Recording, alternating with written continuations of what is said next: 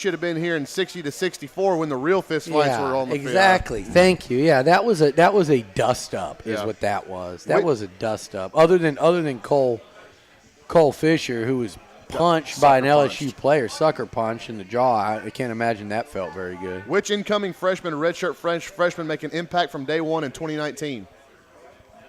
Oh, incoming freshman, you say? Or redshirt freshman. Well, I think Caleb Chapman coming back from that injury. I think Muhammad Diallo is not a redshirt freshman, but I think he makes an impact. I think Glenn Beal, who didn't redshirt, makes a big impact. Tyree Wilson could be a patch. By the way, how about Tyree Johnson in that game? I thought he was really disruptive. That's encouraging moving forward. But, man, ask me that on my question thread next week because that's a good question. It's a longer answer.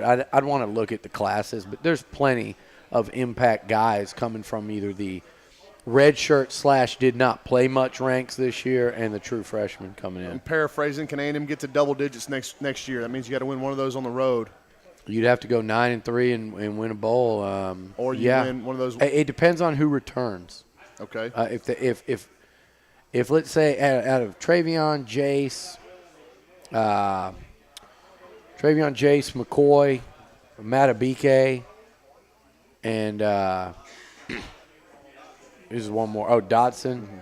Out of that group, if all but say one of those guys return, then yeah, I do. I think they could be a pretty damn good team next year, like a top 10 team in the country. Which by that standpoint, those games against teams like Clemson, Georgia, and Alabama, though you might not be favored, they're certainly ones you could win. Just look at LSU this year when they went and beat Georgia. Look at Auburn last year, Auburn was good enough to beat Georgia and Alabama, but and pushed Clemson, but yet lost to what?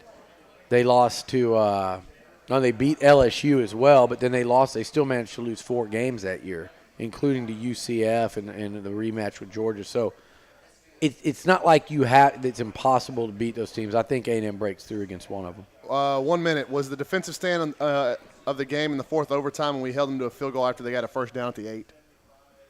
One of them. Do what? Was that the defensive stand of the game after they got? Yeah, I would actually say it was. And let's talk real quick before we go. Ask another question. But honestly, the A&M receivers, we've talked a ton about them on TexAgs Radio. We talked about, but what they did in the end of that game in overtime, Courtney Davis and Kendrick Rogers in particular was remarkable. Last one. Aren't you glad we didn't hire Chad Morris? I told you he wouldn't be any good.